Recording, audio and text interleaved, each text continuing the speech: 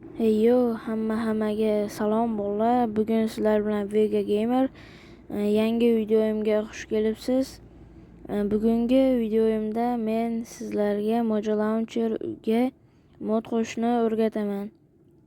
Albatta videoga kirishingizdan oldin likingizni va obunangizni ayamagan holda bu videoni do'stingizga jo'natib qo'ying, chunki bu video foydali bo'lishi mumkin.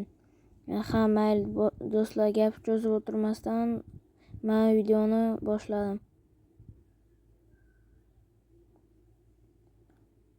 Birinchi o'rinda men sizlarga mod qo'shishni o'rgataman.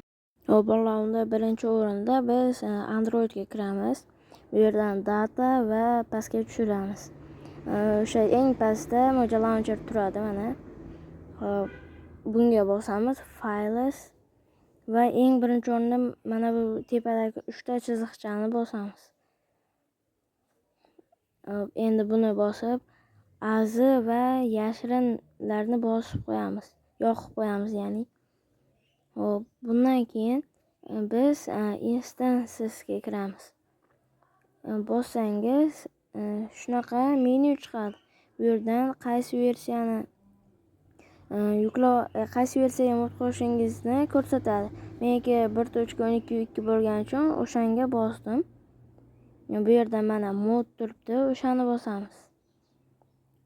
Hop, endi bunga qanday mod qo'shishni o'rgataman.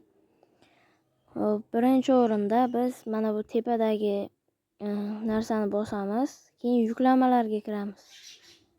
Hop, yuklamalarga kirganimizdan keyin Telegram turadi. Bu modlarni o'zim guruhimga tashlab qo'yaman, Telegram guruhimga.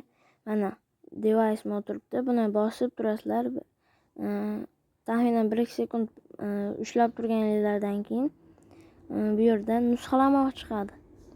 Shu nusxalamoqni bosasizlar va ichi xotira, Android, data, yana pastga tushirasizlar.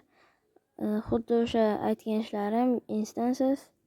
Keyin 12.2 va modga bosasizlar va o'shani pastda kopirovat qilib qo'yasizlar va bu tayyor. Xo'p do'stlar, bu video ancha foydali va tushunarli bo'ldi deb o'ylayman. Shuning uchun bitta kommentariy va like bosib qo'yishni unutmang. Bo'lmasa hammaga xayr do'stlar.